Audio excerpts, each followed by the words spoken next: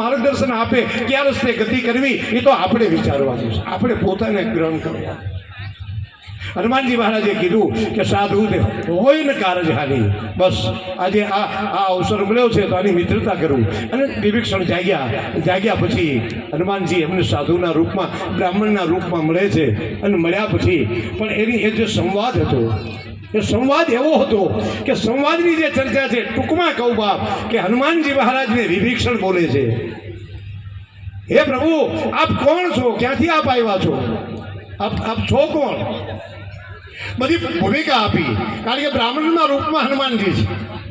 બધે પરિચય આપ્યો અને પરિચય આપતા આપતા વિભીષણ એમ કહે છે કે પ્રભુ જો રામ કૃપા ન હોય ને તો કોઈ દિવસ સાધુ પ્રાપ્ત નથી થતા, સદગુરુ ક્યારે નથી મળતા, પણ મારા પ્રભુની કૃપા હશે.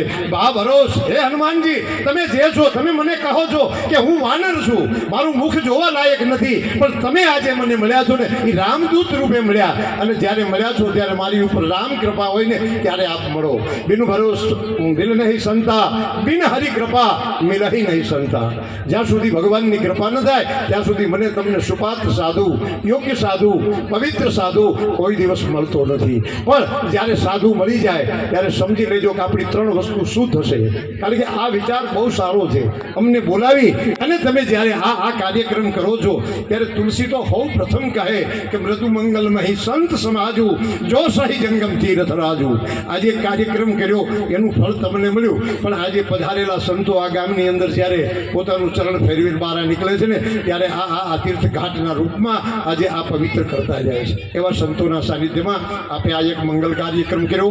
અને વિશેષ નહીં કહેતા પણ અમૃતબાના આરોગ્ય માટે, હવે તો જે કહેવું હતું એ મેં ઘણું સાંજે કીધું, પણ આરોગ્ય માટે ભગવાન સીતારામજીના ચરણોમાં પ્રાર્થના કરું કે આ ઉંમરે અત્યારે સ્ટેજ ઉપર આવ્યા એટલે મને એમ છે કે હરિભજન માટે પોતાનું આરોગ્ય પરમાત્માએ બહુ સ્વચ્છ આપ્યું છે. કારણ કે આ કોઈ પ્રભુ કૃપા છે, કોઈ સંત કૃપા છે, કોઈ ગુરુ કૃપા છે, નહીતર ન મળે.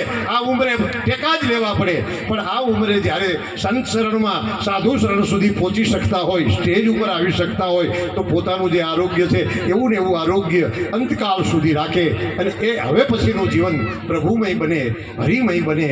અને કુટુંબ પ્રેમ તો હોય જ તો જ આ બધું થઈ શકે.